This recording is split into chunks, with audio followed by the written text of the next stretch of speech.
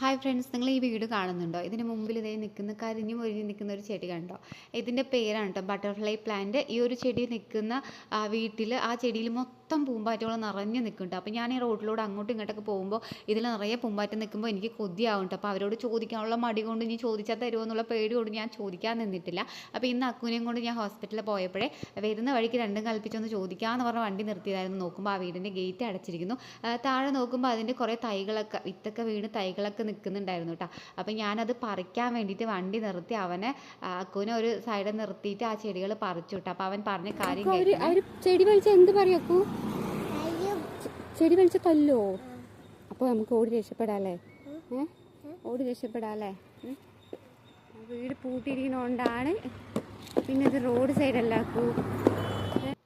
പിന്നെ ഞാൻ അവനെ സമാധാനിപ്പിച്ചിട്ട് ചെടിയൊക്കെ പറിച്ചിട്ട് അതിൻ്റെ കുറച്ച് വിത്തും കൂടി കളക്ട് ചെയ്തിട്ട് വന്നിട്ടുണ്ട് കേട്ടോ.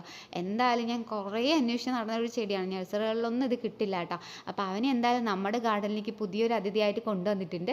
അപ്പോൾ ഞാൻ അതിനൊരു നല്ല വലിയ പോട്ട് തന്നെ എടുത്തിട്ട്, കാരണം ഇത് നന്നായിട്ട് സ്പ്രെഡായിട്ട് ഇതിൻ്റെ വിത്ത് വീണ് വീണ് വീണ് കുറേ തൈകൾ ഉണ്ടാവുന്നതാണ് കേട്ടോ. അപ്പോൾ ഞാൻ ഒരു വലിയ പോട്ടിൽ തന്നെ വെച്ച് കൊടുത്തു. അപ്പോൾ ഇതിൻ്റെ വിത്ത് കാണാത്തവർക്കായിട്ട് ഞാൻ കാണിച്ചു തരാം കേട്ടോ. ഇത് ഇതുപോലെയാണ് അതിൻ്റെ വിത്ത് ഇരിക്കുക. ഇതിനകത്ത് പൊട്ടി കൊടുക്കുമ്പോൾ ഇതുപോലെ നമ്മുടെ മുളകിൻ്റെ വിത്തില്ലേ, മുളകിൻ്റെ കുരു ഉണ്ടല്ലോ, അതുപോലെ ഉള്ള വിത്താണ് കേട്ടോ ഇതിലുണ്ടായിരുന്നത്. അപ്പോൾ ഉള്ള വിത്തൊക്കെ അവിടെ പാകി കൊടുത്തു. പിന്നെ ഉണങ്ങാത്ത പച്ച വിത്ത് ഉണ്ടായിരുന്നു കണ്ടോ, ഇതാണ് കേട്ടോ അതിൻ്റെ വിത്ത് എന്ന് പറയുന്നത്. പച്ചയുള്ളത് ഞാൻ ഉണക്കാനും കൂടി വെച്ചു കേട്ടോ. അപ്പോൾ വീഡിയോ ഇഷ്ടമായി ലൈക്ക് ചെയ്യണേ.